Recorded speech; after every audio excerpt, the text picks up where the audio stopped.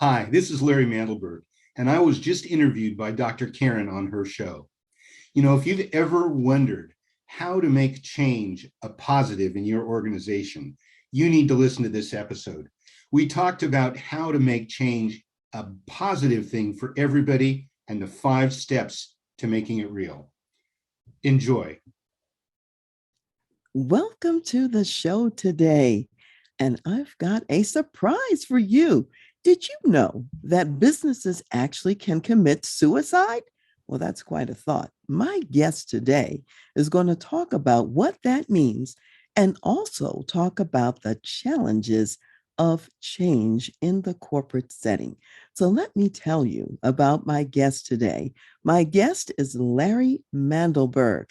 Larry Mandelberg is a serial entrepreneur who solves complex business problems for companies in a wide range of industries. Clients include Tahoe Science Consortium, CalPERS, and dozens of businesses ranging from automotive to software to agriculture. He represents the 5th generation of his family's business and has experience in all stages of business growth, having launched 4 startups, led a merger, and conducted a successful turnaround. As a consultant, speaker, change catalyst, and student of business life cycles, Larry has leveraged his more than 150 years of inherited family business experience to solve intractable problems and achieve new levels of efficiency and success for multiple businesses. As a prolific writer, champion for change, and a student of strategic planning, sustainable growth, and entrepreneurship, Larry has written more than 80 monthly columns for Eyes on Business in the Sacramento Business Journal. He will soon release his first book, Businesses Don't Fail, They Commit Suicide. In his book, Larry speaks from experience, since among his 13 businesses, he's also had the unfortunate experience of suffering business suicide firsthand. Larry also developed the Business Manager's Reality Index. The index is noteworthy for its ability to measure an organization's weaknesses quickly, objectively, and accurately. A sought-after speaker, he has delivered more than 60 business-changing keynotes and workshops based on practical concepts that he's researched and learned firsthand from examining why businesses fail. As chairman for Innovative Education Management, Larry has provided training for cooperative personnel services and taught team building for the Sacramento Entrepreneurship Academy. He received his MBA from Drexel University and has been delightfully married to his wife, Nancy, for 40 years. Welcome, Larry Mandelberg, to the Voice of Leadership and to Dr. Karen Speaks Leadership. So delighted to have you here, Larry. Dr. Karen, I'm thrilled to be here as well. Thank you for that wonderful introduction. Yes, you've had quite an illustrious background, and I'm so excited to have this conversation with you just to unpack a lot of the details about it. So I'm just going to jump right in. And Larry, my first question for you is really about that book title, because your book title is quite compelling. Businesses don't fail, they commit suicide. Tell us about that. What does that mean? How is it that businesses commit suicide? Well, it's pretty simple, actually. Unfortunately, it doesn't follow the technical dictionary definition of suicide. But what I meant by it when I said it was that businesses refuse to do things that they need to do in order to thrive. And more specifically, members of the leadership team tend to avoid or ignore or fail to learn what they need to do in order to survive. Hence, it's self-imposed business failure. Well, that's actually interesting because you're talking about a failure to learn, which is an important concept. And you're also talking about ignoring what's important for getting to the thriving state. So let's talk about the implications for executive business leaders. What is it that they're failing to learn? What is it that they're actually not paying attention to that's important in order to thrive for the long haul? That's a great question. And As you know, I've had almost 26 years of primary research on this. This has been my life's passion to try to understand why businesses fail. And at first, I thought it was going to be a very complicated answer. What I found was that the answer was very, very simple. There's only three reasons that businesses fail. They fail because of a lack of clarity of purpose. They fail because of a lack of consistency of performance, or they fail because of a lack of engagement of their people. I call it the three Ps. That's the simple answer. There are no other reasons that a business fails. That is, unless the business was designed to fail. The hard part is, how do you achieve those things? That is always the hard part, the intervention, or in essence, what to do about it. So if we think about prevention or even intervention, what are some examples of what an executive leader can think about or what an executive leader can do when they're thinking about that purpose piece that you mentioned, when they're thinking about performance of the work in the organization, or even the engagement of the people? So what are some of the practical pieces that might be a part of that? Well, there are three things that are critical to creating and communicating the clarity of purpose. And they sound simple, which is in many ways somewhat devious, because the simple isn't always simple. It's a lot more complicated than it really sounds. Those three things are being very clear on the value you deliver. Far too often, I've found leaders not really understanding the real true value. In other words, the people, end users that buy your product, if you ask them why they do business with you, that's the real value you deliver. Sometimes it's a product, sometimes it's your service, sometimes it's the relationship, sometimes it's the support. But understanding the value you deliver is critical to understanding your purpose. Knowing who you're best positioned to deliver that value to is the second point.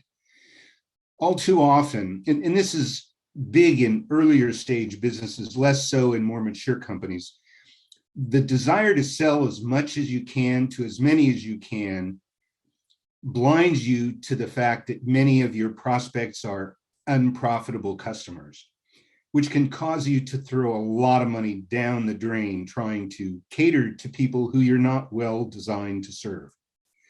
And of course, the third part is making sure that everyone in the organization understands the purpose and is on the same page. Because if you don't have everybody on the same page, how can you possibly work together towards a common goal? Those are really important concepts that you're sharing right now, Larry. And I want to highlight a couple of pieces about it. When you were talking about understanding the value that you bring to the marketplace, you said something really important. It's not just the value that's in your own head, in your own mind as the deliverer of the value, it's in the eyes of the beholder. What the people who are buying the services, what do they see as the value? What's important to them? I also think that's really critical so far as being able to enhance value sometimes if you really know what's important to people and what they're paying attention to. So I think that's a real subtle but important point that as business leaders, we've got to have a finger on the pulse and know what our target market out there, what it is that they value in what we're delivering and what they want. So that Right. means some conversation. There's a point I'd like to add. You bring up something, you highlighted something that's really important, and I want to connect it, if I may, to the concept of change. Change is constant. It's kind of a conundrum. The only thing that's constant in this life is change. But if what you're focused on as a leader is the change in the ocean you're swimming in, you're not going to be able to pay attention to the change in the ocean your customers are swimming in. And if you are able to get inside their skin and understand the value you deliver to them, you'll be better prepared to adapt as the ocean they're swimming in changes and the relative value of your value to them changes. So it's not just about understanding why people are buying from you, it's understanding what's in their heads so that as their situation changes, and your value may potentially decrease or diminish, and competition could jump in there, you can be aware of that and you can adapt to it in advance or right alongside them. Yeah, that's a really crucial concept. This whole notion of being adaptable, being flexible. The reason you have your finger on the pulse is so you can see, oh, here's what's needed now. Here's how the service has to shift in order to continue to have the best value for that client who's benefiting from the value. I think that's really key. So, Larry, you know that we've had a lot of change in the last few years, and particularly in this pandemic climate, this pandemic atmosphere that we've been in. So I want you to talk a little bit about that. How can executives think about navigating that uncertainty, navigating that constant change that we've been in for a minute right now in the business world? And what might be different about this kind of change versus just a routine change when we don't have a pandemic going on? Let me answer the last part first. What's different is the consequences. When you have a higher level of change or a more dramatic degree of change, failing to adapt to it properly can have greater consequences, more harmful, more costly consequences. The best way to deal with change is to be prepared and plan for the future, both short-term and long-term. And this is something that mid-sized businesses really tend to struggle with, because if they've evolved from a small business, they haven't had the practice and they don't know how to do it efficiently. Plus, they struggle often to disperse authority. It sounds a little weird, but the best people to talk to about what's going on in your business and what you need to do to adapt are the people that are actually doing the work. Typically, executive leadership isn't in that role. They shouldn't be if they're doing their job. But trying to bring those people into planning sessions or strategic sessions is disruptive to the organization. It's disruptive to the day-to-day operations, and it brings people together that are not used to working together, which creates a little bit of tension in the whole planning process. So understanding that in advance and finding ways to flatten the organization, if not technically, at least on a human scale, so that people are much more comfortable working with each other and communicating with each other, is critical. It's just critical. And when you have clarity of purpose, you can enlist everyone in the organization because you're all pursuing the same goals. That's why purpose is such a critical starting point. Actually, I love this whole notion of purpose and rallying everyone around that as a shared perspective or viewpoint so people know where they're going. And what I also hear you saying is that the executive leadership level has got a different line of sight than, let's say, the person who's down on the ground in the weeds doing the day-to-day work. And both lines of sight are important, which means that conversations really have to be facilitated at multiple levels of the organization so that internally you can see more of what you really need to see, which identifies greater opportunities for how do you navigate, through the change and through whatever it is that's going on out there. So I think that's really an important concept that you're mentioning, is that those conversations internally are important to doing the right things. A lot of times if it's just led by the executive level, it won't really include what the people on the ground know. And that's essential, for success going forward as well. So when we think about larger businesses, because you mentioned that for the smaller ones and mid-size and so on, they may not have had the practice. They may not have exercised that muscle very often. Many of the people who are listening in are in larger businesses. So what is the sort of pain point for them? What makes it difficult for them to make the shifts that they need to make? What I'd like to do is answer your question a little differently than the way you asked it. The reason that they tend to struggle when they struggle is because of a lack of engagement of staff. And as you'll see, all of these things are so intertwined that none of them really survive well without the other. But I want to touch on the third reason organizations fail, and that is the lack of engagement of people. There's two things that have to happen in larger organizations to create engagement. And I call them systems and structure and communication. Let me explain the problem. As you grow larger, the distance between leadership and end user gets greater. The people that are touching the customer have the most intimate awareness of what the customer is going through and the changes taking place in that industry. If there isn't a clear, clean, smooth mechanism for communicating that information into the body of the organization, not into the supervisor or the direct report or the boss, but all the way through the organization, then the organization cannot be aware of, nor react, nor plan for those changes. By making sure that the communication channels are open and used, not open and used, regular, routine communications at all levels, you're greasing the wheels and you're allowing that insight from the people closest to the customer to be absorbed by the organization, including the executive leadership. Now, there's another piece that's critical, and most people don't think about this. I ran into this when I did a project for a local PBS station, and they were trying to make a decision about two different technologies, and every department in the company was at odds with one another. Individuals rarely have a complete picture of how the entire organization works.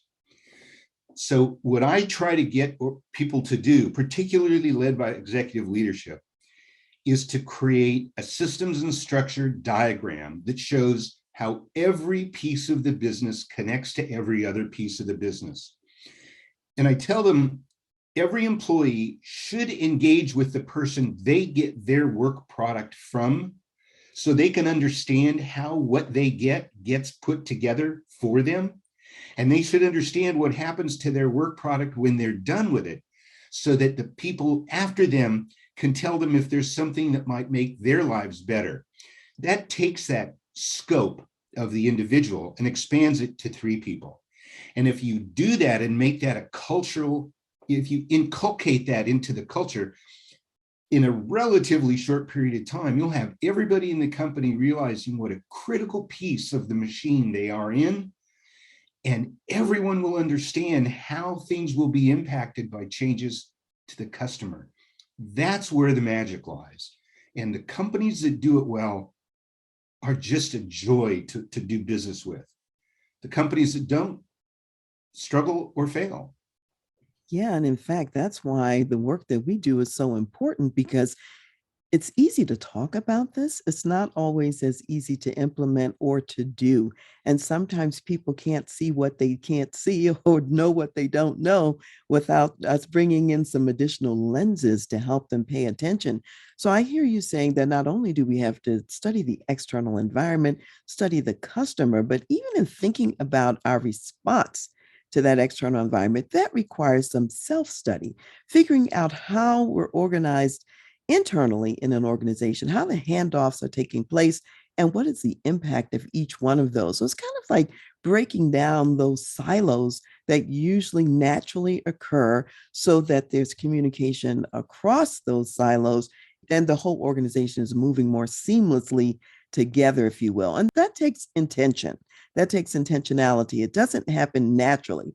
In fact, I'd say, Larry, what I've seen is a lot of companies coming out of, let's say, the mid-size, and they're moving into the larger size, and they're used to being able to have that line of sight and see everything without doing a whole lot of extra work, without creating that diagram that you mentioned. And so they don't put in the processes and procedures that are necessary, because now it's farther away, to see what needs to be seen. So that's what I think often may derail organizations along the way.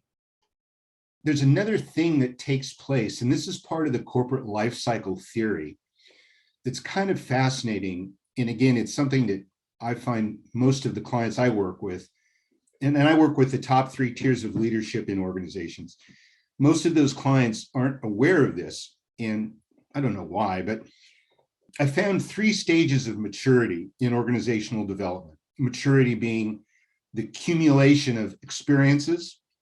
And when you graduate from youth to adolescence, it's a transition from more is better to better is more.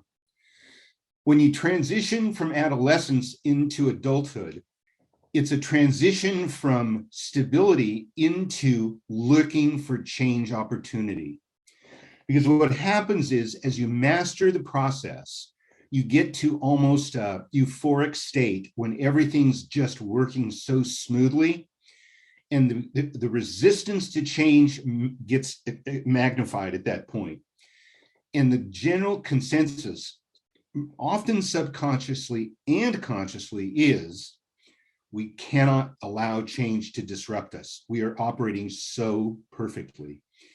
And what you have to be able to do is to say, wait a minute, we're not sufficiently challenged. We're not getting everything we could. We're not making the most out of our talent, out of our resources, out of our time. We can do more. We need to find where those places are to do more. So let's look at what we're doing and evaluate it and see where we can make the most beneficial change. And you can't do that without input from your staff. They're the ones that know. And unless they feel like change is being embraced, they're going to keep their mouth shut.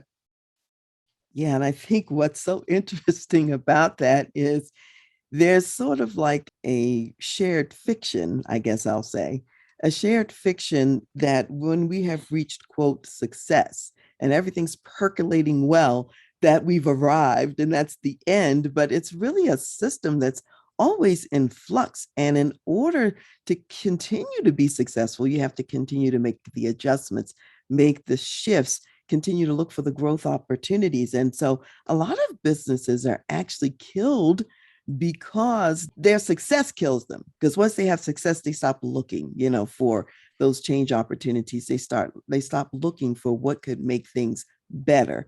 And what I'm hearing you say is, oh, that's constant. That's not going to go away. If you're going to stay on the map and if you're going to be relevant, you've got to keep that mindset at all times, is what I'm hearing you say. Yeah, and that's a perfect setup for the subtitle of the book, How to Survive Your Success and Thrive in Good Times and Bad. Absolutely. That's the truth. Yeah, because sometimes success, we think, well, what do you mean survive success? We're all after success. However, it can be an albatross if, in fact, we're not listening to these subtle points that you're making. We've got to continue to grow. We've got to continue to learn. You have to remember, organizations are living organisms too, and they're either dying or they're growing. There's kind of like, there's not that in between ground that people want to hang out in. I mean, you can hang out on the plateau for a minute, literally, and then you better be moving along or else you're going to find yourself behind. So Larry, I want to ask you something else, because in your case, you have some unique aspects about your background. There's some people who have an academic background. They don't have the, frontline on the ground experience. And then there are other people who have a lot of business experience, but without the academics. In your case, you have both. You've got the business degree. You've got these generations in your family with the family business. I want to ask you about the family business. What kind of business or businesses was your family in? Tell us about that. And what did you learn from your family business? Boy, I love telling this story. It's hard to keep it short. My great-greats immigrated from Russia to England and across the pond to Canada, where in the 1850s, they started a hides and furs trading business. They didn't like the cold, so shortly thereafter, they went south and landed in Texas and continued the same kind of activity, hides and furs. It was big down there, but it was more about hunting rather than staying warm. And as it was too cold in Canada, it was too hot in Texas. So the migrant farm workers were thriving as much as anybody in those days. So they hitched along with the migrant farm workers and went back up north and stopped in Nebraska, settled there. And by the late 1800s, they were selling and trading used and new agricultural components, right as the agricultural industry was starting to automate. And over the next decades, they evolved from scrap into parts, away from used parts, and then automobiles got big and they got into the what's called the automotive aftermarket. It's everything that you do with a car after it's sold as new. So it's tires, windshield, motors, chassis, suspension, tin, etc. And over the years, it matured into primarily an auto parts store and machine shop that was nationally known. Our machine shop set 3 world records with the motors they rebuilt.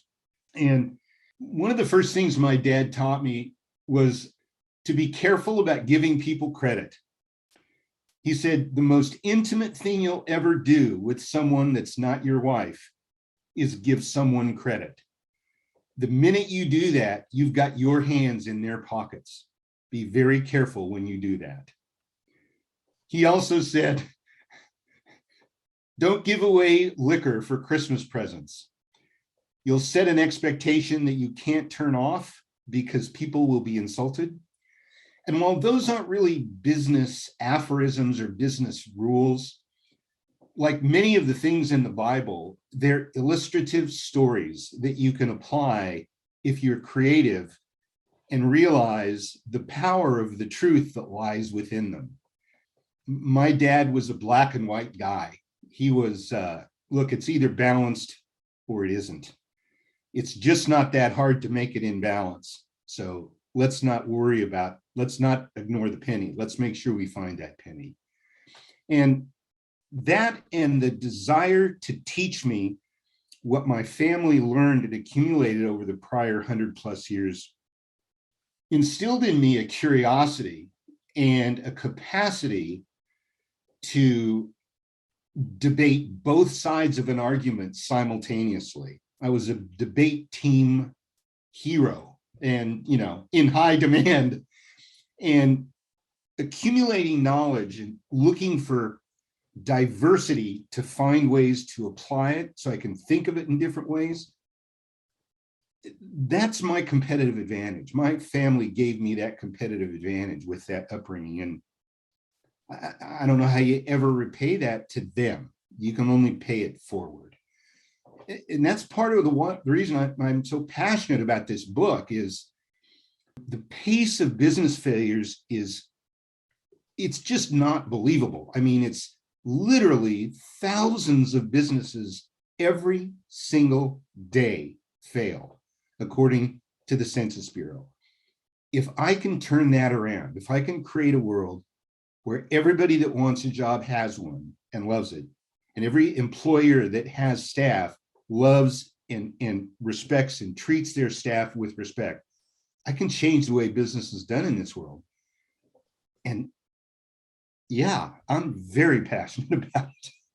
Well, Larry, that's one of the things that I love about you. And one thing that we have in common, we're both committed to figuring out how to alter that corporate context for just those 2 purposes that you mentioned, so that everyone who wants a job has one, and also so that they're valued on that job and can contribute at a high level, change the culture of those corporate settings and environments. We spend a lot of time at work. And so it would be wonderful if it's a great place to be and we can see the contribution that we're making. So in your story, I heard so much about the lenses that you now use. In other words, your family, they moved from place to place and they added value according to what was valuable to the people around them. And they didn't just stick with the same thing for all of those years. They shifted it, they changed it, they morphed it, and they were excellent at doing it every step of the way. So you get that, honestly, you really learned quite a bit, that lesson from your family. I do want to ask a clarification about one of the things you said. You talked about your father says, be careful about giving credit. And he said something about if you have your hand in the other person's pocket. Unpack that a little bit more. What did he mean by that? Well, when you're giving someone credit, what you're doing is you're saying, I've paid for this and I'm going to give it to you with the promise that you'll pay me. How do you trust someone? How do you develop trust? How do you know that the person who is going to promise to pay you back will pay you back. It requires more than the capacity to pay you back. It requires the desire to pay you back. It requires a sense of obligation to pay you back. And it's not really a problem as long as everything is legal and documented. But what do you do when someone can't pay you back? Do you want to deal with that? In what way? Well, with my dad, it was always, I don't want you to be hurt because you owe me money. But that doesn't mean I want to give up the debt you owe me. So how can we find a way for you to give me money or to get to help me with that debt that I've incurred on your behalf so that I don't come out on the short end of the stick? So that requires a whole different thought process towards issuing people credit and how you want to qualify people that you're going to give credit to. This isn't a problem for most businesses today. It's much easier to deal with, but the point is that if you really want to know that you've got somebody you can trust that's going to pay you back, you got to know an awful lot about their life. And it's invasive and it puts a burden on you, on me, on the issuer of credit that's massive, usually bigger than most people realize. And I can tell you firsthand, it's not a burden I enjoy carrying. I don't want to know about your personal life. I don't want to know about your finances. If I have to, I mean, unless it's my business. I mean, if I'm in the financial world, that's different, of course. It requires a level of intimacy that's difficult to manage and respect,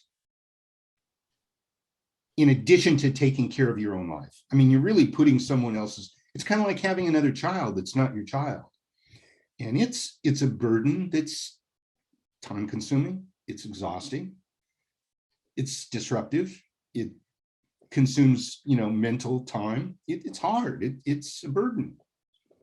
So I think what I'm hearing you say, when you're talking about giving people credit, you're really speaking about financial credit. You're not talking about giving people credit as in kudos for contributions.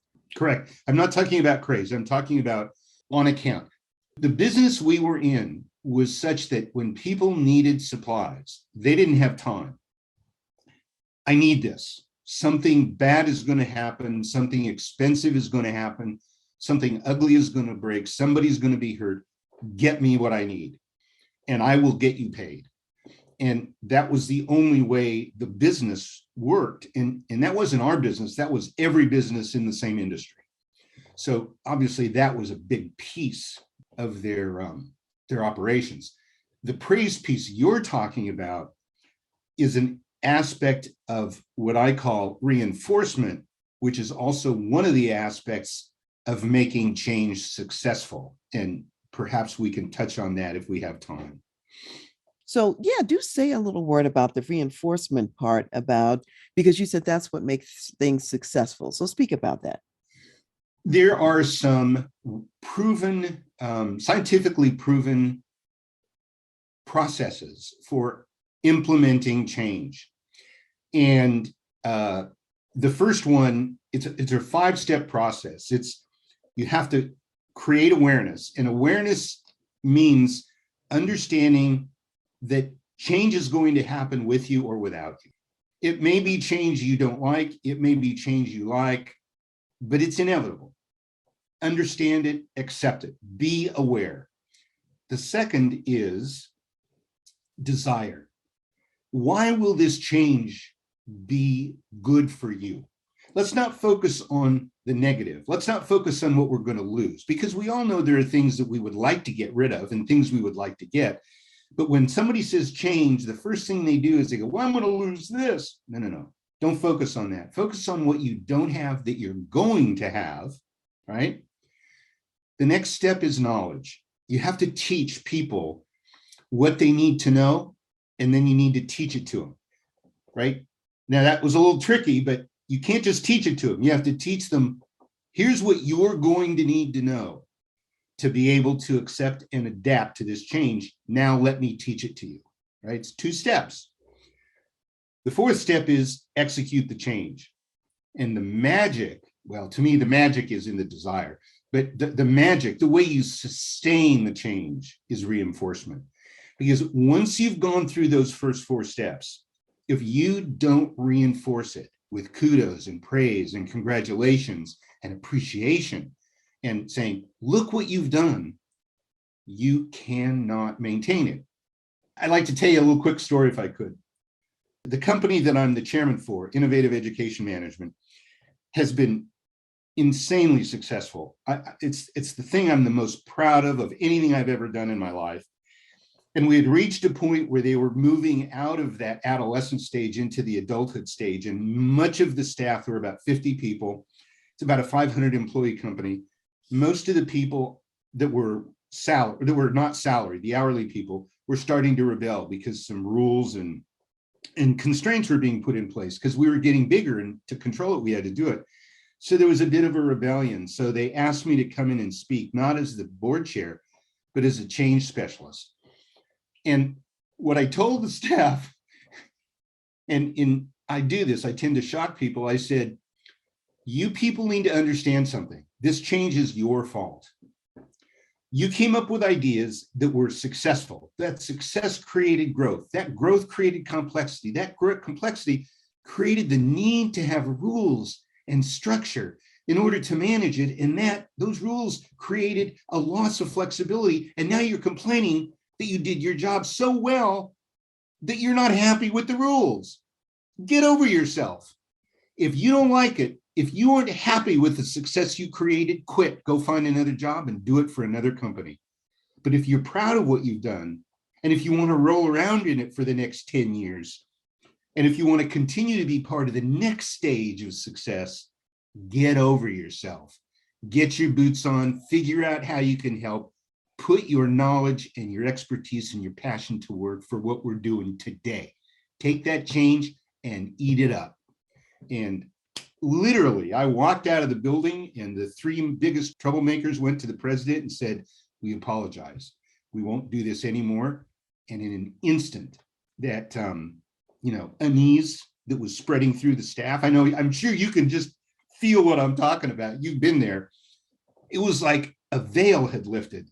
And they were just stunned because I said, this is your fault. And then they were able to accept it. That reinforcement is so important. What I love about that is it has sort of a little paradoxical aspect. But what I love, it's their fault and it's a good thing. It's a challenge. It's like, do you want to step up to the next level of leadership and success together? Because if you do, you can, and you're the ones who laid the foundation for it anyway. On the other hand, if you just see yourself maybe predominantly as a startup kind of an executive, you could go to another company and do another startup. So it's like, you get to choose. It's not one is bad and one is good, but you can't continue to be a startup when we've moved past that phase, So I love it. It's a win-win no matter how you look at it. If I want to do startup, I just had an epiphany, I need to go to another company. If I'm ready to grow and develop and move to the next levels of even my own, self-development and ability as this company has moved into the next stage, hey, that's a challenge. And they need me to step up. I have skills that may be relevant.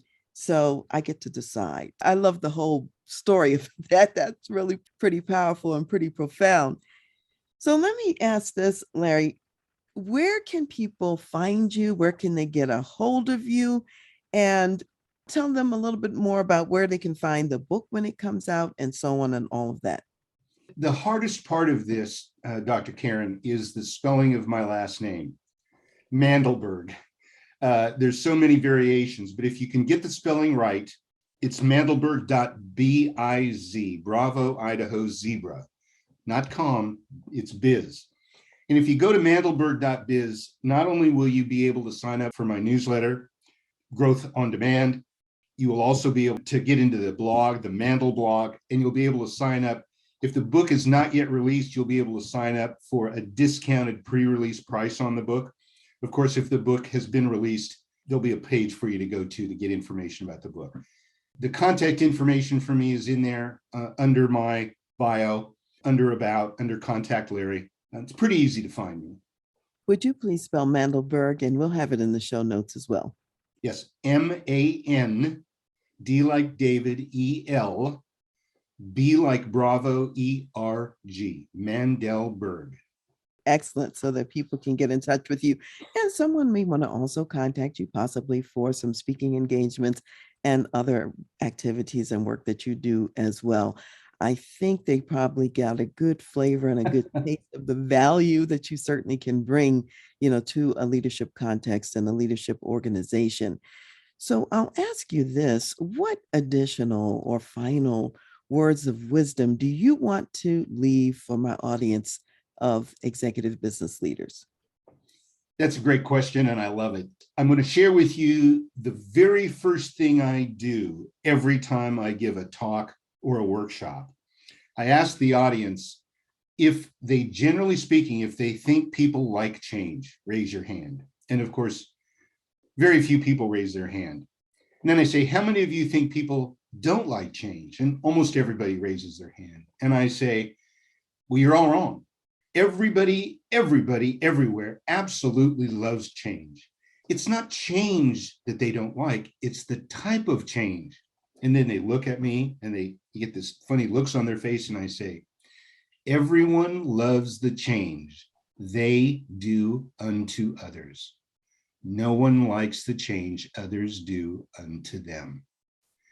So the secret is to collaboratively work with everyone that you need to engage in the change with you, to understand and feel like they're part of the change, like it's not something being done to them.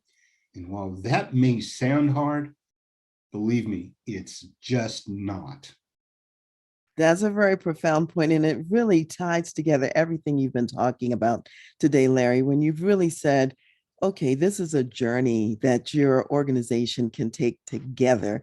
In other words, what makes it work is that you've got that shared purpose going, you've got the performance dialed in, and you also have people engaged, the three Ps.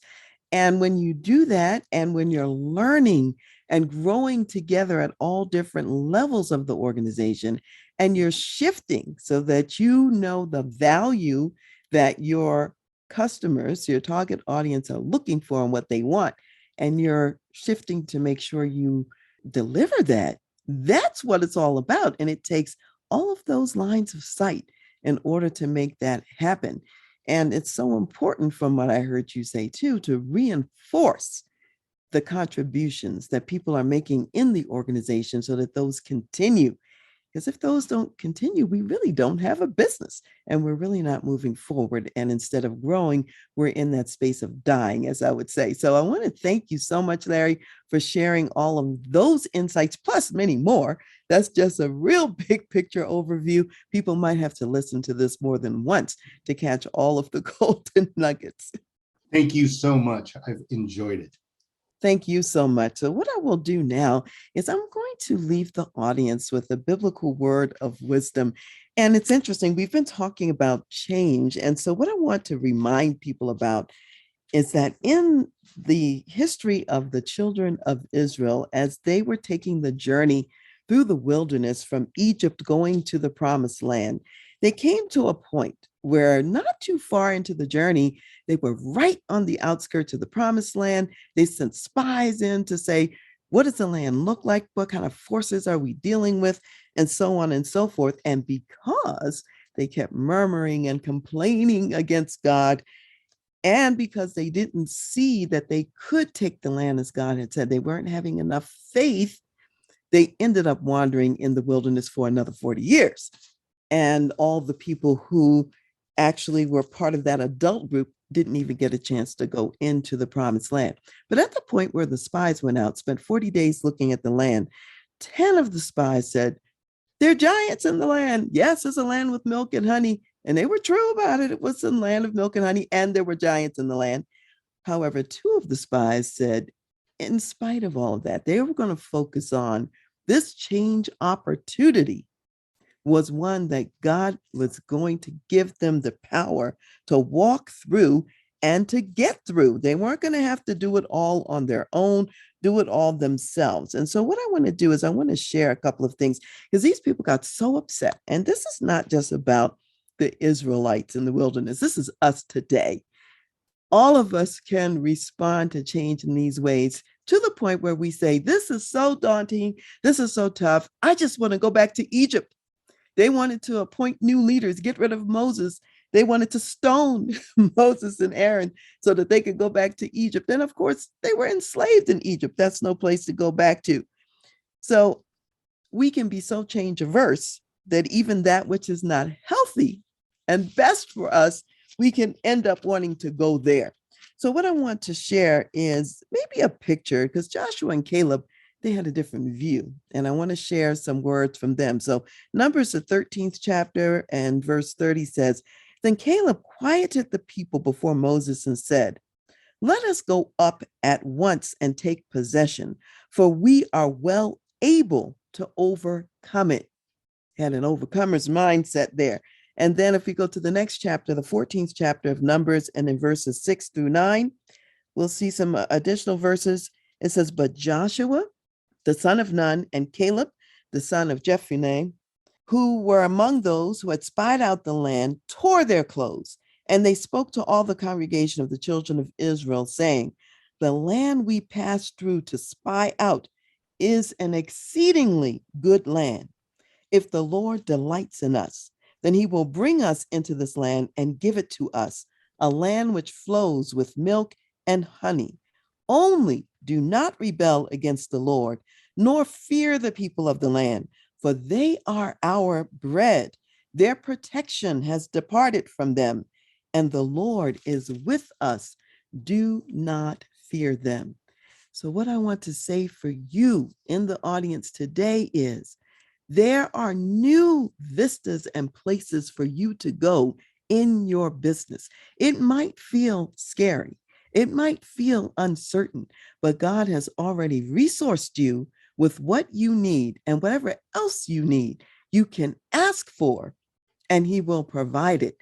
And don't worry about the giants in the land. They've already been defeated. God is on your side.